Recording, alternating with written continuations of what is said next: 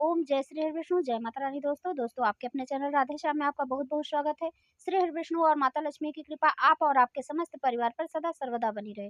तो दोस्तों आज की वीडियो में आप जानेंगे कि एकादशी के व्रत का पारण कैसे करें या फिर दूसरे दिन गुरुवार का व्रत पड़ रहा है तो उस दिन हमें क्या करना है। जैसे कि बहुत से भक्त गुरुवार का व्रत रखेंगे और गुरु प्रदोष का व्रत भी पड़ रहा है, तो इसका पारण हम कैसे करें जो हम दोनों व्रत एक साथ रह सके। और एकादशी के दिन हमें किन और देवी देवताओं की पूजा करनी है जिससे हमें लक्ष्मी की प्राप्ति हो और हमारे घर में स्थायी लक्ष्मी जी का वास बना रहे।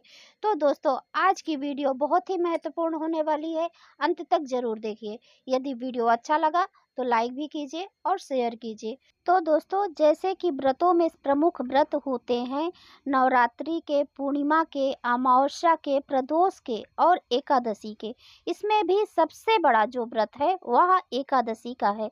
माह में 2 एकादशी होती हैं। एकादशी का व्रत रखते हैं जो इसका उचित समय पर पारण भी करते हैं और इससे पहले पूजा भी करते हैं।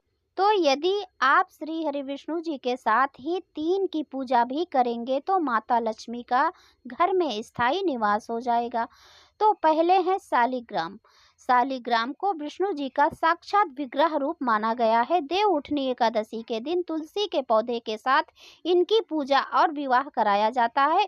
मान्यता है कि घर में भगवान शालिग्राम हो तो वह घर तीर्थ के समान माना जाता है। स्कंद पुराण के कार्तिक महात्म्य में शिवजी ने भी शालिग्राम की स्तुति की है। विष्णु की मूर्ति से कहीं ज्यादा उत्तम है शालिग्राम जी की पूजा करना। शालिग्राम का पूजा अवश्य करें। और दूसरा है तुलसी जी का पूजा करना। तुलसी माता पूर्व जन्म में जलंधर की पत्नी वृंदा थी और जलंधर का देवताओं से युद्ध चल रहा था और वह वृंदा के व्रत के कारण जीतता जा रहा था। सभी देवताओं के आग्रह पर श्री हरि ने जलंधर बनर जल छल से वृंदा व्रत भंग कर दिया था, जिसके चलते जलंधर का वध हो गया। यह देखकर वृंदा ने विष्णु जी को पत्थर हो जाने का श्राप दे दिया। बाद में देवताओं के कहने पर श्राप वापस ले लिया और वह खुद सती हो गई। वृंदा की राख से तुलसी का पौधा जन्मा। विष्णु जी ने उनका नाम तुलसी रखा और कहा कि मैं पत्थर रूप में इनके साथ ही रहूंगा। इसी तरह तुलसी और शालिग्राम की साथ में पूजा होती है। तो अब एकादशी के दिन माता लक्ष्मी की पूजा भी करना चाहिए। लक्ष्मी नारायण स्वरूप की विधिवत पूजा करने से माता लक्ष्मी का आशीर्वाद मिलता है और घर में माँ लक्ष्मी का स्थायी वास होता है और आपके सभी कष्ट व संकट भी दूर होते हैं भगवान श्री हरि विष्णु और माता लक्ष्मी के साथ में पूजन करने से। आप जानते हैं हमें एकादशी व्रत का पारण कैसे करना है। तो सुबह आप उठ जाइए और नित्य कर्मों से निवृत्त होकर स्नान आदि करके भगवान श्री हरि विष्णु की पूजा विधिवत कर लीजिए। फिर इसके बाद आप ब्राह्मणों को घर में बुलाकर आप भोजन करा सकते हैं। यदि ये संभव नहीं है तो आप उनके निमित्त कुछ सीधा निकाल सकते हैं और साथ में दक्षिणा निकाल सकते हैं और उनके लिए कुछ वस्त्र निकाल सकते हैं। और इस दिन आप दान भी कर सकते हैं। हो सके तो पीली चीजों का दान करें तो अति शुभ होता है। द्वादशी के दिन दान करना बहुत ही ज्यादा जरूरी होता है और वैसे तो सभी को करना होता है, लेकिन यदि आप व्रत रख रहे हैं तो आप इस दिन कुछ ना कुछ अपने सामर्थ्य के अनुसार दान अवश्य करें। तो दोस्तों आप यदि दूसरा व्रत नहीं कर रहे हैं यानी कि गुरुवार का व्रत नहीं कर रहे हैं या प्रदोष का व्रत नहीं कर रहे हैं तो आप सात्विक भोजन ले सकते हैं।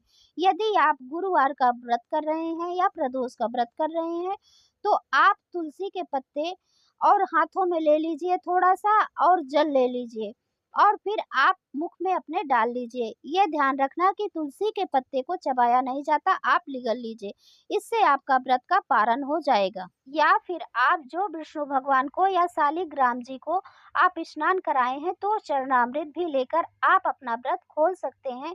या फिर आप थोड़ा सा सफेद तिल लेकर अपने मुख में डालकर वो आपका व्रत खोल ले। फिर उसके बाद आप जो दूसरा व्रत कर रहे हैं प्रदोष का या गुरुवार का तो आप उस व्रत का फिर संकल्प लेकर अपना व्रत दूसरा आरंभ कर सकते हैं। और हाँ दोस्तों, पारण शुभ समय में किया जाता है या शुभ समय में नहीं करते हैं तो पाप लगता है, तो इसीलिए शुभ समय में पारण कीजिए।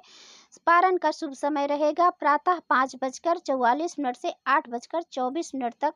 आप इसके अंदर कभी भी कर सकते हैं, लेकिन इससे देरी मत करना। तो दोस्तों, आज की वीडियो कैसी लगी? यदि आपको अच्छी लगी हो तो लाइक कीजिए और चैनल को सब्सक्राइब कीजिए।